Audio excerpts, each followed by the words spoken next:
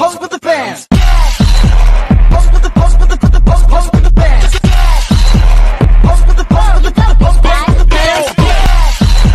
Pose with the pose with the pose with the fans. Pose with the pose with the pose with the fans. Pose with the fans.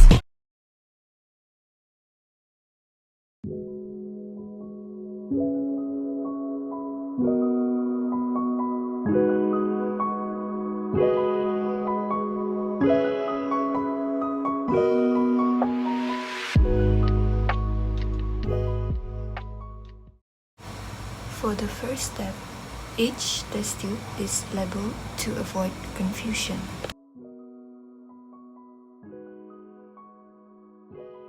Four milliliters of distilled water was placed in each test tube by using micropipetters. Next, 1 milliliter of Bradford reagent was placed into each test tube.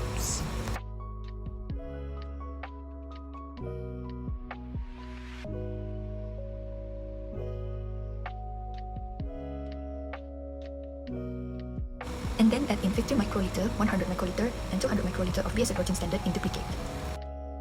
After that, all the solution is mixed well by using vortex.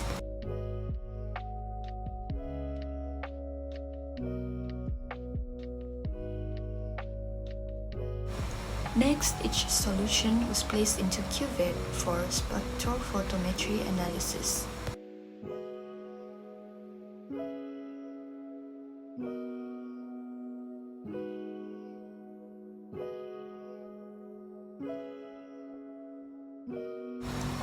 Next, each cuvette will undergo spectrophotometry to measure the absorbance values starting from the least concentrated sample. The blank, which contain no protein, is used to zero the spectrophotometer before taking any reading. Moving on to part 2, we'll be repeating the same process, except this time we'll be using unknown standard protein solution A, B, and C. Each sample will be measured for its absorbance at 595 nanometer using the spectrophotometer. As before, the spectrophotometer is blank before starting, and the absorbance readings for each unknown sample are recorded.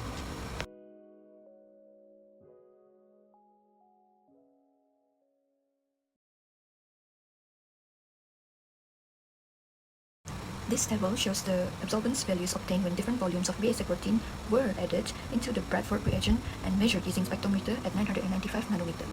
Test tube 1 with 0 microliter acted as the blank, giving an absorbance of 0. This is to zero the spectrophotometer. For the 50 microliter BSA protein, the average absorbance of this test tube is 0.082 and the standard deviation of this absorbance is 0.0106. Next, moving on to the 100 microliter in test tubes 4 and 5, the average absorbance is 0.126 and the standard deviation of this absorbance is 0.098. For the last one, we have the 200 microliter BSA protein standard in test tube 6 and 7. This is given by the average of absorbance of 0.138 and the standard deviation of the absorbance is 0.0092. From the graph, we can observe that there is a trend of increasing values. As the volume of the BSA protein increases, the number of absorbances also increases. Every volume of BSA protein standard in the data, which are 50 microliter, 100 microliter, and 200 microliter, were calculated into obtain the average and the standard deviation of the absorbance values. From these values, the average absorbance was plotted against the BSA protein standards. The error bars, which standards deviations, were also included in the graph. Moving on to part 2. To determine the concentration of unknown protein solution A, B, and C, we use the formula derived from the BSA standard curve, which is y equals to 0.02x. Using this formula, we obtain the following results. Solution A has the concentration of 6.1 microgram per ml. Solution B, on the other hand, is 5.9 microgram per ml, and solution C had the concentration of 7.65 microgram per ml. Next, about the graph. The graph above shows a standard protein curve for the determination of protein concentration. The graph does not show a linear trend.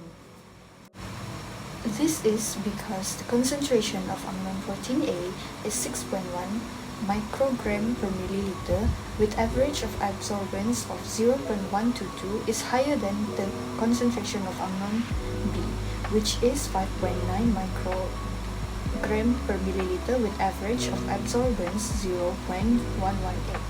But the concentration of unknown protein C is later higher than both concentration of unknown protein A and B, which 7.65 microgram per milliliter with average absorbance of 0.153. The equation from this graph is obtained by y equals to 0.02x that is used to calculate the unknown protein concentration of A, B, and C.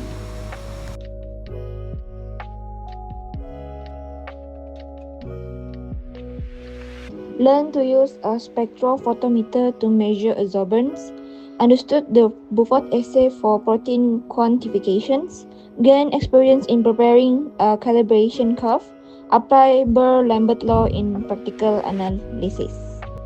The challenges faced during these experiments are difficulty of accurate pipetting, minor error leads to the inconsistency of absorbance readings, and initial confusion interpreting the standard curve and calculation.